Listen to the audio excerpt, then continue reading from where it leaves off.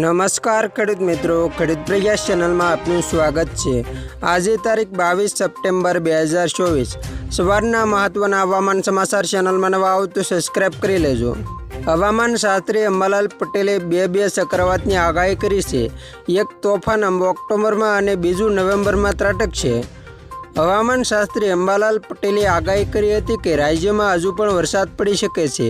ગ્રહોની સ્થિતિ જોતાં શુક્રના ભ્રમણને કારણે રાજ્યમાં વરસાદ પડશે। દક્ષિણ ગુજરાતમાં 25 થી 28 સપ્ટેમ્બર સુધી ભારેથી અતિભારે વરસાદની આગાહી છે। હસ્ત નક્ષત્ર અને ચિત્રા નક્ષત્ર પણ મોન્સૂન નક્ષત્ર છે, તેથી વરસાદ પડશે। નવરાત્રિ દરમિયાન રાજ્યમાં છૂટો છવાયો વરસાદ પડવાની શક્યતા છે। સૌરાષ્ટ્રના કેટલાક વિસ્તારોમાં વધુ વરસાદ પડી શકે છે। 27 સપ્ટેમ્બરથી 5 ઓક્ટોબરની વચ્ચે રાજ્યમાં ગાજવીજ સાથે છૂટો છવાયો વરસાદ પડશે। અંબાલાલ પટેલે ખતરા અંગે સંકેત આપતા જણાવ્યું હતું કે 10 ઓક્ટોબરે બંગાળના ચક્રવાતની શક્યતા છે, તેથી 16 નવેમ્બરથી બંગાળની ખાડીમાં હળવું દબાણ સર્જાશે અને 18 નવેમ્બરથી ડિસેમ્બર સુધી ભારે ચક્રવાત સર્જાશે। દક્ષિણ પશ્ચિમ ચોમાસું વિદાય લે તે પહેલાં ગુજરાતમાં ભારે વરસાદનો બીજો રાઉન્ડ શરૂ થવાની સંભાવના છે।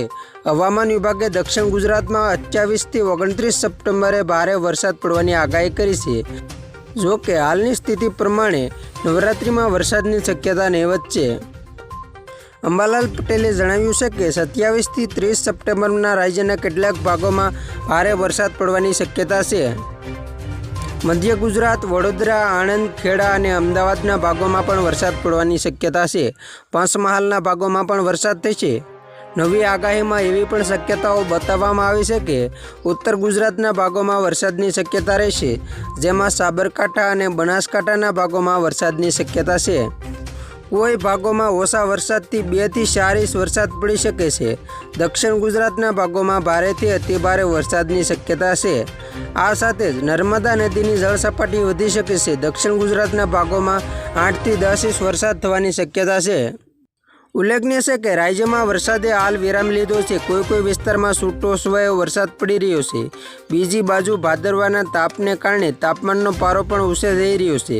ચોમાસું વિદાય તરફ છે, તેમ છતાં પણ સપ્ટેમ્બરના અંતમાં બંગાળની ખાડીમાં સિસ્ટમ સક્રિય થશે, જેના કારણે ગુજરાતમાં ભારે વરસાદની શક્યતા જોવા મળી રહી છે।